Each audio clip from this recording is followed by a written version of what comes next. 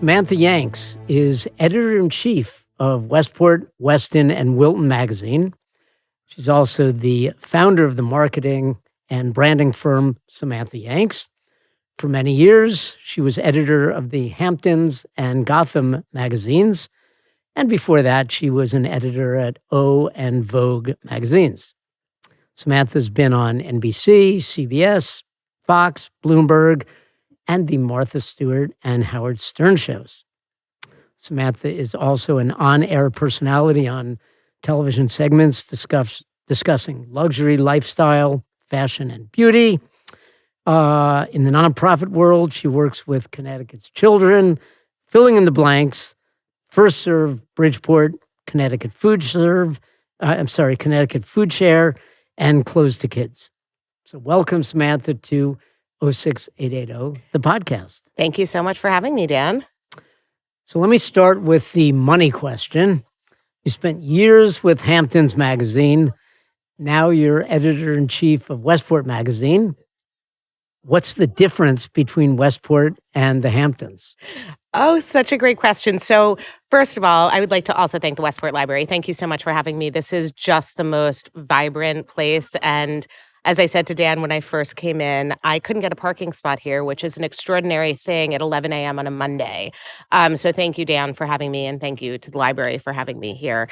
So what is the difference? And I love that that's the money question. When I first moved here, when my family first moved here, there were a lot of similarities.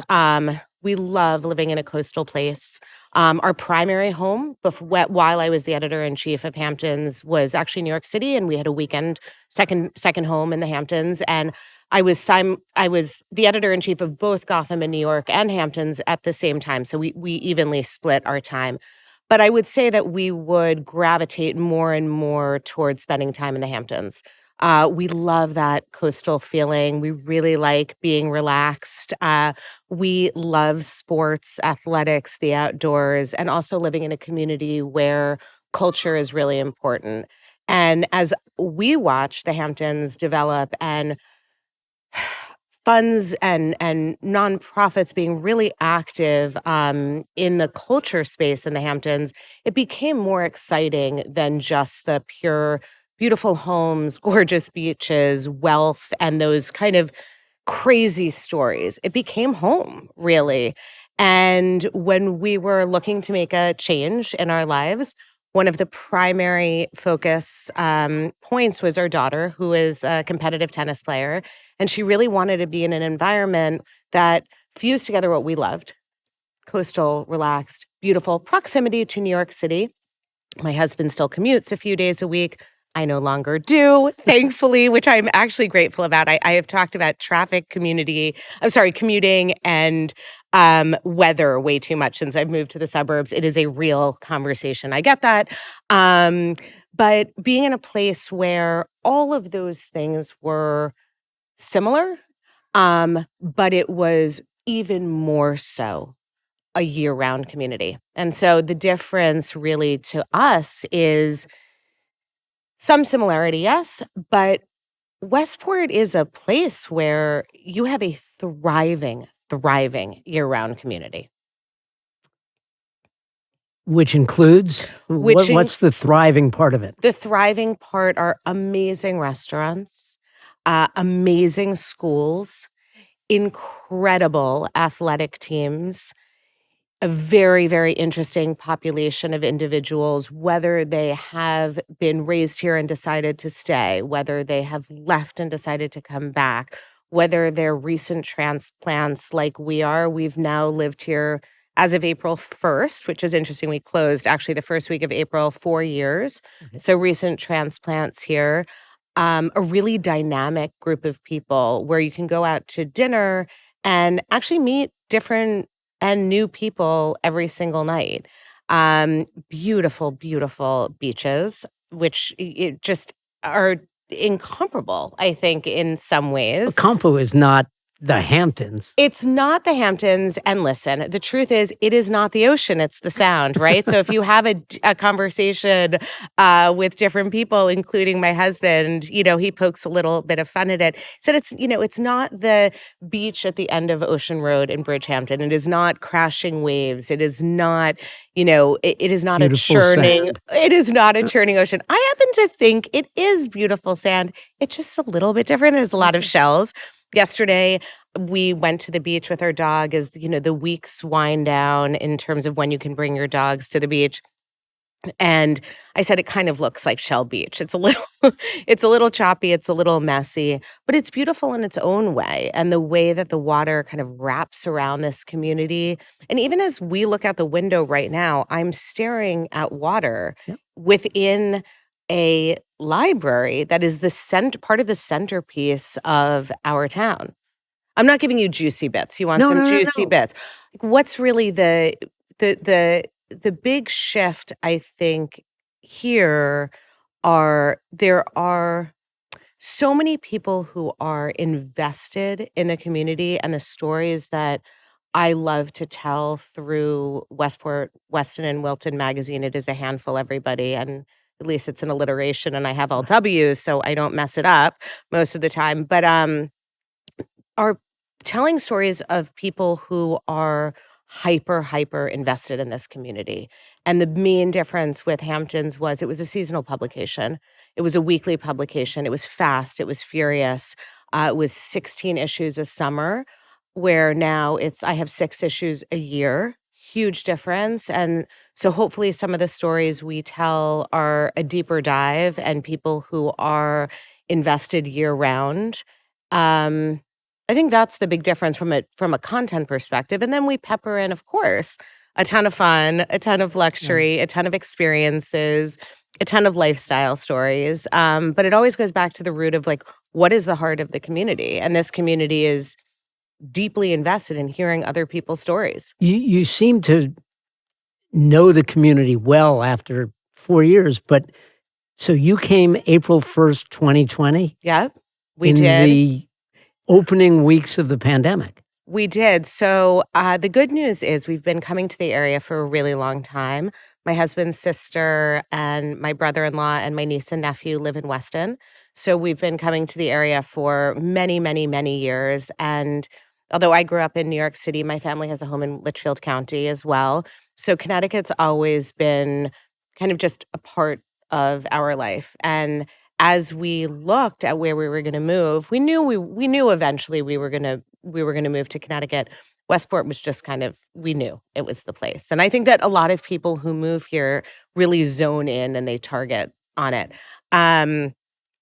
We have gotten to know, I think, the community really well, I guess, in a short period of time, because when we moved, as you say, during the heart of COVID, the only thing you really had was getting information. You couldn't go anywhere. You couldn't do anything. So what I love to do is obviously tell stories, but I love to discover. I just love to try to figure things out. What's going on? How are people going to work out a really ridiculously challenging situation? How are they going to be able to feed the community, create livelihood for the community? Make sure that people get their groceries delivered. I mean, those stories to me were fascinating. We had many, many conversations in our family, and I'm sure if they listen to this, which I hope they will, we had so many conversations about Instacart. You have no idea when we moved here. What could Instacart do? First of all, half of my family didn't even know what Instacart was, but what is Instacart? How can we get things delivered to our house?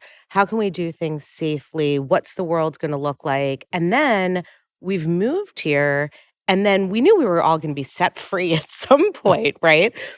What's it going to be like? And so we really wanted to know as much as we could before, I guess, the mask started to come off and we all got to actually live and breathe the community. So a lot of it was information, I think, in our heads. And then when we went to experience it, we knew a lot of the people's stories. We understood the challenges that they were facing. We understood how they were kind of trying to figure it out. And we wanted to go to those restaurants that much more. We wanted to tip those waiters that much more. We wanted to like actually meet our garbage men and know who our landscapers were, all of that. We just wanted to know what was going around us that we kind of just imagined while we were kind of trapped in our home, if that makes sense. It makes a lot of sense. What did you discover and what were some surprises? So I think what we discovered first was an enormous amount of warmth, an enormous amount of welcoming. I think there's so much alliteration going on here with Westport and Weston and Wilton and welcoming and warmth. But it's so true. I think it's part of the way that my mind works. But there was so much of that. It was, we had at the time a daughter in middle school. And what was school going to look like? That was, of course, the first primary thought. We were always kind of an afterthought. We knew we'd figure it out. We knew that we were going to be happy here. It was what was school going to look like. So she moved during remote learning. She moved during remote learning. We had, when I think back on it now, we were living in New York City. She was at a public middle school in New York City. And that March week, whatever, March 16th is that date in my head. March 16th, we moved to our home in Hamptons. And there was this sense of something massive was going to shift. And it was, as we all know, otherworldly kind of, I'm very dramatic, anyone who knows me. But, it was like a movie set, like what's going to happen here. But I knew, and I think we knew that something was going to shift. So she started remote learning at her school in New York and finished that up. And then we moved here. We did all things. And I have to say kudos to everyone we worked with here, from insurance broker to real estate agent to attorneys. We had one of the first virtual closings because we had made an offer on our house before COVID. So we were not one of those. We are very lucky. We know that. Everyone who sees it, we do know that. We were very lucky. We had made an offer on our house before COVID. We were ready to buy it. We were ready to move. And so there was a speed at which it happened because there was a concern, I think, was the market going to crash? Were we going to pull out? Were we not going to move? Everyone wanted to make it happen. So we were kind of the guinea pigs. Little did they know. Little did they know, right? So we were the guinea pigs, and in some way, and I think everybody who we worked with knew that. And so that also made it didn't feel like panic. We just are taking care of our own businesses and we want to make sure that this is kind of a done deal. It was, we really knew how much you love this house. We really know how much, like, your daughter is going to love Staples. We really know that this is right. Like, how are we going to make this work? Yeah. I'm sure I'm on a tangent, but we did. And so she started remote learning. To go back to your question, she started remote learning at her home in the Hamptons, and then she had a rocky start here, not from a personal perspective. She loved it the second we moved here. But she happened to be one of the kids who started middle school. She should have been at Coley, but Coleytown and Bedford were still combined. Yes.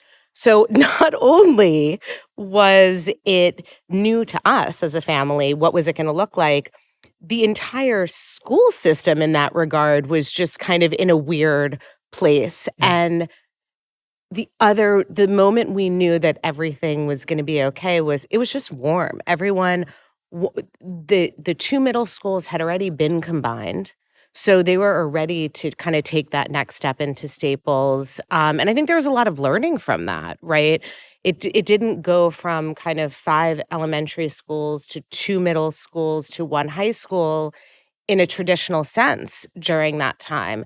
Those 2 schools had already been combined. From a middle school perspective, our daughter Sadie came into that, and all of these kids were so excited about all these new members that were coming to their communities. So, listen, I'm not trying to be Pollyanna about it. Of course, it had its growing pains, but But it was a really, really great experience. And I would say I personally applauded the way that our school system here in Connecticut handled COVID. Having moved from New York City, I know that there were so many different challenges that were faced there that we were so lucky that we didn't face here. They really got the kids back to school and they were learning again. For you, the glass is not half full, it is overflowing, which is nice to hear. It's very refreshing. So what about, let's talk about restaurants. You mentioned them before. Yeah, you have any go-tos? We have a lot of go-tos. So Dan and I were, you and I were lucky enough the other night to spend some time together at the Blondinette. I think at the opening, I think what's really nice here is the culinary scene is really healthy and vibrant, and we are welcoming all of these kind of new fast casual places like Kava just opened and Sweet Greens is about to open and Little Beat is here. And then, of course, all of our kind of staples where we all pick up our regulars are around like Styles and all of those places. But when you think about the restaurant scene, I think there are a lot of opinions about it. And I love opinions. And I actually love when those opinions are in disagreement with mine because I think it makes for more of a conversation. There was a sense, I thought, when we moved here, and I didn't get the feeling that it was because of COVID. And coming out of that, I got this sense that people didn't feel kind of fulfilled about the restaurant scene here in Westport. And listen, you can only really speak from this perspective of the conversation that we're having about Westport and Wilton because Weston until what is it? The Milestone. Milestone. Until that reopens, we really only have two towns to talk about within the kind of context of this conversation. But I felt like there was this kind of disappointment in the culinary scene. Fairfield was eating our lunch. Yes, you said that. For about a decade. Has anyone used that title for a story? Because it's really Feel good. free. Okay, Take it. I'm gonna take it, but I'll give you, you'll get we'll share a byline. All right. So there, Fairfield was eating our lunch was kind of this concept, this idea, and the culinary scene wasn't great. Now, I think the best thing to do is obviously come at everything with open eyes because you're experiencing things for the first time. They're not stagnant. You're not doing more and more of the same. I wasn't generally disappointed. I felt like it was limited, right? Mm-hmm. Now, I think we're on this cusp of, which really excites me, greatness. So yes, go-tos are Casame. My husband actually asked if we were invested in it. We are not because he sees our bills and I just go there way too often because it is my favorite restaurant for lunch and dinner. And I go to Nomad a ton.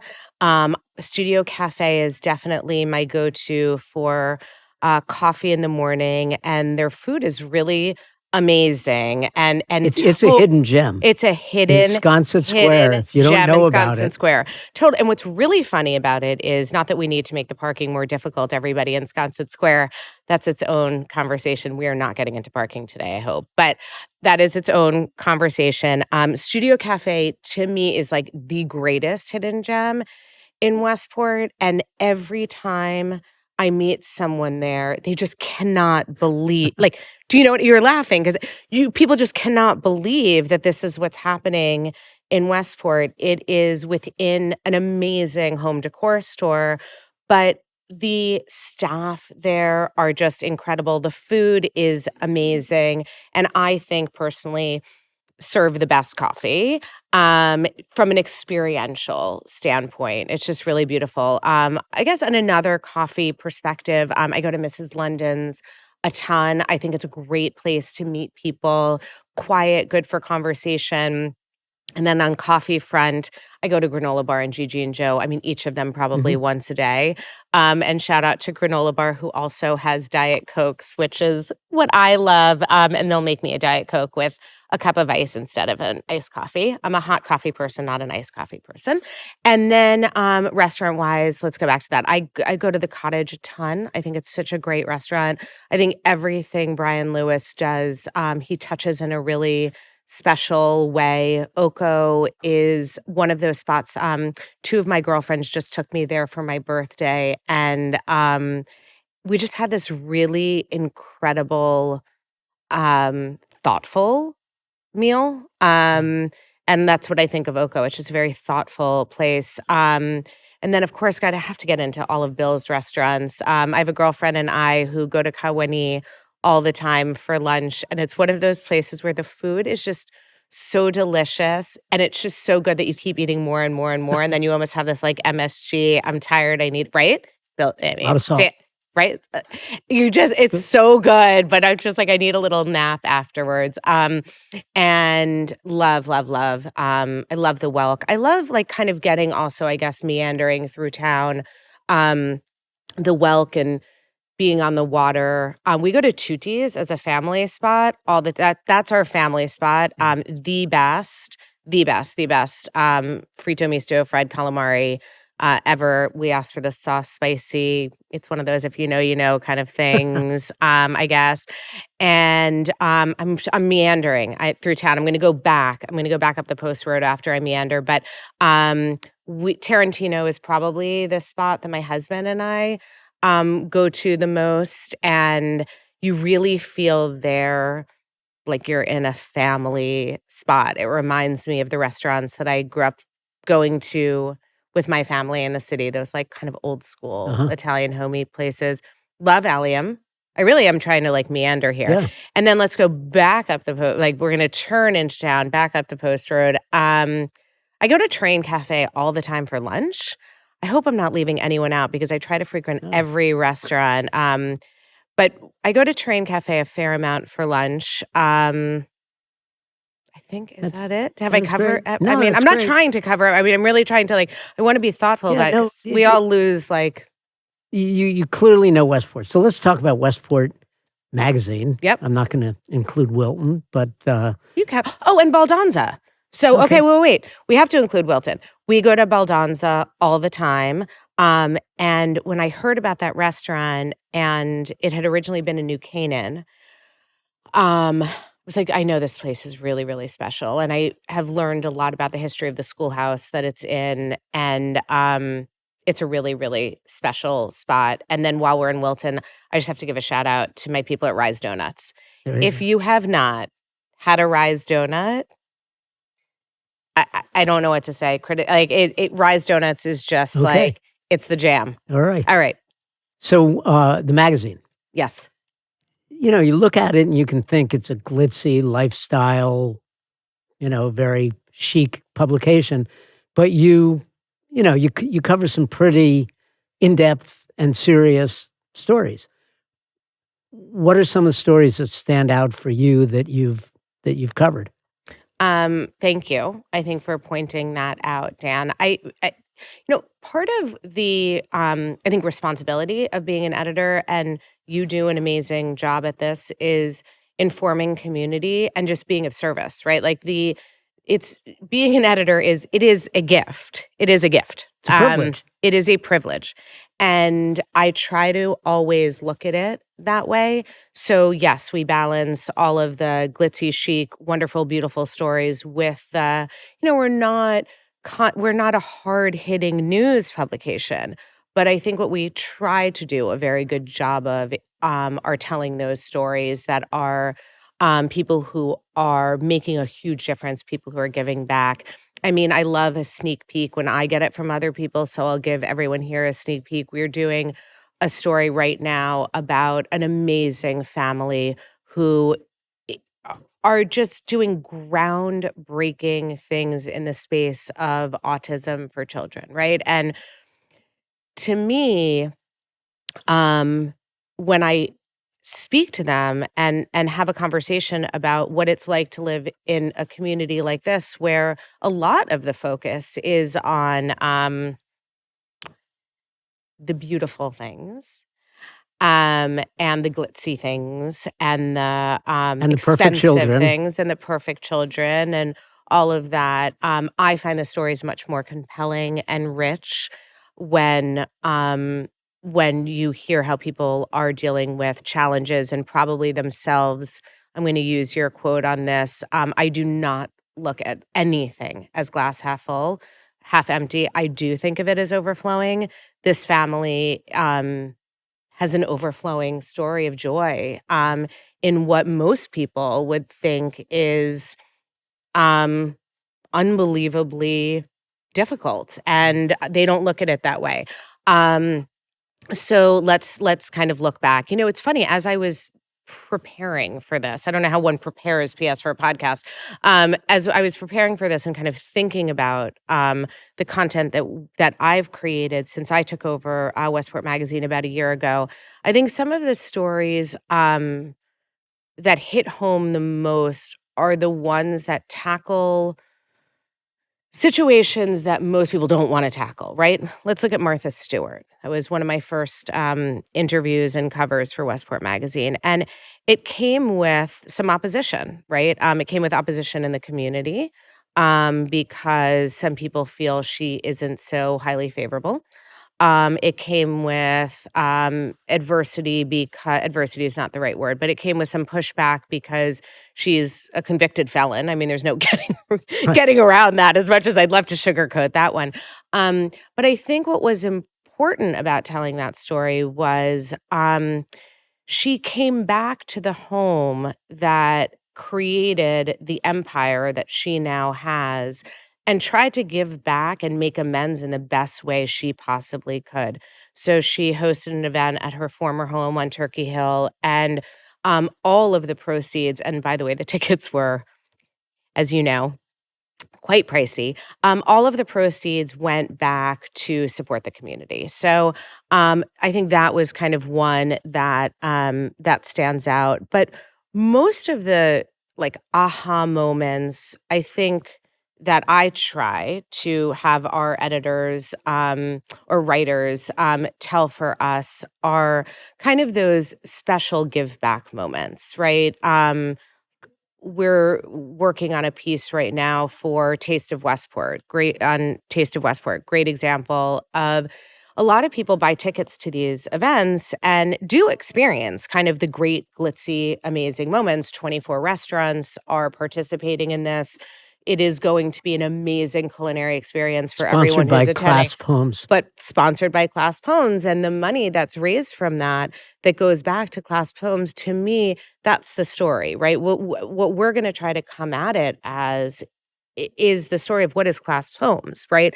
Less about, and it is wonderful and amazing, and the event would not happen without the support of these restaurants and chefs and spirits providers. And apparently, by the way, everyone, there's caviar and vodka tasting bar this year. A caviar bar. A caviar bar. So all of those things are, as to what you're saying, glitzy and glamorous and wonderful. But really the story is, what do all those funds go to? And how do they support people who are most in need in our community? And I think part of the difficulty here, and maybe it touches on something you said in terms of kids are perfect here, that we love to tell the story of, everything looks kind of sugar-coated and perfect. There is a very large community from many different perspectives that are in need here. And I think it's our responsibility to tell how we can support that, and actually what people can do. And to me, everything's very actionable. There's no, right, it's not just let's write something. Then it is, what are you going to do? How are you going to do it? How are we going to tell you to do it? And then hold people accountable. We want to tell the story afterwards. So sorry, I'm a little charged up. No. A little charged up on this one. Journalism is not dead. Thank you. In terms of interviews, yes, who would you love to get? Who's your best get? Who do I want to? Who would you love to get? Well, Well, I feel like I'm going to, give an idea away, but Fran Lebowitz is going to be at the Westport Playhouse this September. So, Fran, you're top of my list. I think that part of this is always seeing the lens of, I call it glocal. And I said to someone the other day, and not trying to pat myself on the back, I said, I don't know if this is a word that existed before, but it's the filter that I look at everything through as a regional editor, right? And it's the way I looked at Hamptons. It's the way I look at Westport, Weston, and Wilton. It's how do we look at the global world and see what those people are doing and making a local impact? And so whether that is the story that we are about to tell about this couple who, are doing so much for children faced with autism globally, how are they doing that kind of from a local place? And so every story is always like a Fran Lebowitz. I would say that most people who live here would kind of cock their head back and say, why Fran? But it's because she's coming to the Westport Playhouse, and we need to look at the Playhouse going through the transition that it's going through, being a reinvigorated space, having amazing programming, bringing global ideas to a local community. That is not easy to do. And people forget that. It really is not easy to do what the Westport Library does. It is not easy to do what the Levitt Pavilion does. It is not easy to do what the Westport Playhouse does. Sorry, Country Playhouse does. It is not easy to do what the Hartford Healthcare Amphitheater does, to bring all of this amazing talent to, we are one town in a massive, massive national, global space. And I love to tell those stories of how we can lure that talent here and why it's worth it when they come here. And it is not easy to do what Westport, Weston, and Wilton Magazine does. But Samantha Yanks, you do it well, and you got a lot of fans, a lot of readers, and I appreciate all that you do. So thank you for coming on 06880, the podcast. Thank you, Dan, so much. This was such a joy, such a treat. And thank you for all of your support. And I hope we are giving back to the community in the way that I hope we are. I think everyone agrees that you are. And thanks again. Enjoy the river. Enjoy the beach. It's not the Hamptons, but it's good enough. Thank you.